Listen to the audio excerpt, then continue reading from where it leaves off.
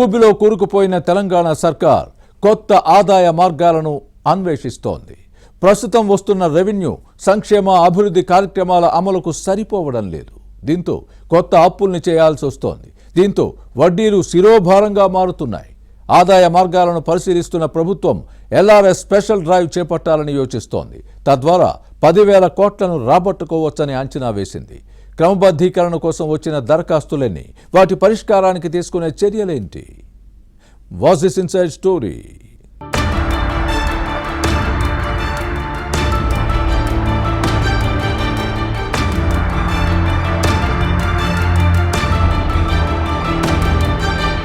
తెలంగాణ కాంగ్రెస్ ప్రభుత్వం ఆర్థిక కష్టాలను ఎదుర్కొంటుంది. ఖర్చులకు తగిన విధంగా ఆదాయం లేదు. దీంతో దినదిన గండం నూరేళ్ల ఆయుష్ అన్నట్లుగా ఉంది రాష్ట్ర ఆర్థిక పరిస్థితి. రుణాలపై వడ్డీ భారం పెరిగిపోతోంది. గత బీఆర్ఎస్ ప్రభుత్వం చేసిన అప్పులకు హస్తం పార్టీ సర్కార్ ప్రతి నెల 6,500 కోట్ల వడ్డీ చెల్లిస్తుంది.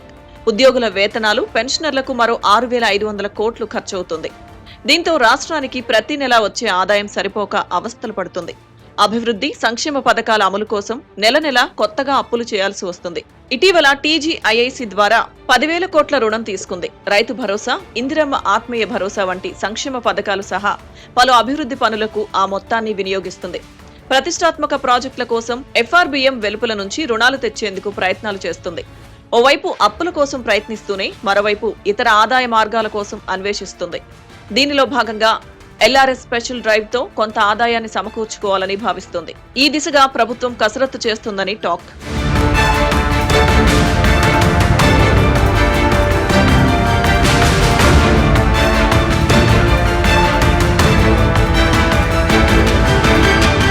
నగరాలు, పట్టణాలు, పంచాయతీల్లో అక్రమ లేఅవుట్ల ప్లాట్ల క్రమబద్ధీకరణకు బీఆర్ఎస్ ప్రభుత్వం 2020లో ఎల్ఆర్ఎస్ ను తీసుకొచ్చింది.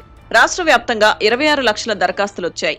మున్సిపాలిటీల పరిధిలో 10,54,000, పంచాయతీల్లో 10,76,000 అప్లికేషన్లు అందాయి. మొత్తం 7 లక్షల దరఖాస్తులు పరిశీలన పూర్తయినట్లు సమాచారం.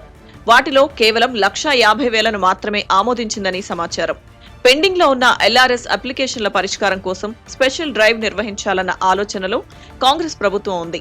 ఇటీవల దీనిపై సమీక్షించిన మున్సిపల్ పరిపాలనా శాఖ ముఖ్య కార్యదర్శి దానకిషోర్ మార్చిలోగా పరిష్కరించాలని డెడ్లైన్ విధించారు. కానీ అంతకంటే ముందే స్పెషల్ డ్రైవ్ చేపట్టాలని రాష్ట్ర ప్రభుత్వం నిర్ణయించినట్లు సమాచారం.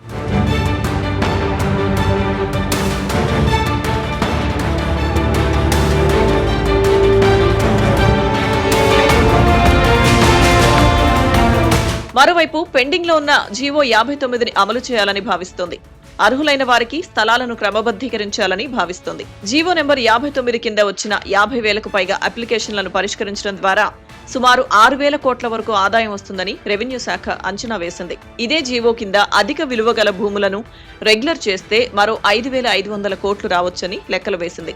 జీవో నెంబర్ 76, 118 దరఖాస్తుల పరిష్కారం ద్వారా అదనంగా మరో 300 కోట్ల ఆదాయం వచ్చే అవకాశం ఉందని రెవెన్యూ శాఖ రిపోర్ట్ ఇచ్చింది. దీంతో ప్రభుత్వానికి కొంత ఊరట లభించే అవకాశం ఉంది.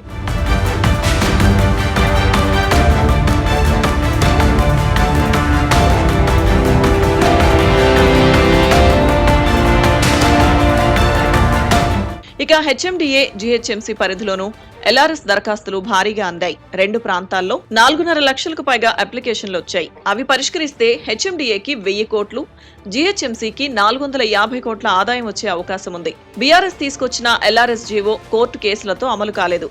కాంగ్రెస్ ప్రభుత్వం వచ్చిన తర్వాత ఎల్ఆర్ఎస్ అప్లికేషన్లను పరిశీలించి పరిష్కరించాలని నిర్ణయించింది. మొత్తం అప్లికేషన్లలో దాదాపు 20% వరకు క్రమబద్ధీకరణకు అర్హత లేనివని అధికారులు గుర్తించినట్లు సమాచారం. కోర్టు సమస్యలు లేని వాటిని క్రమబద్ధీకరించడం ద్వారా వచ్చే 10,000 కోట్ల ఆదాయాన్ని ఆయా మున్సిపాలిటీల ఖాతాల్లో జమ చేయాలని ప్రభుత్వం నిర్ణయించినట్లు సమాచారం.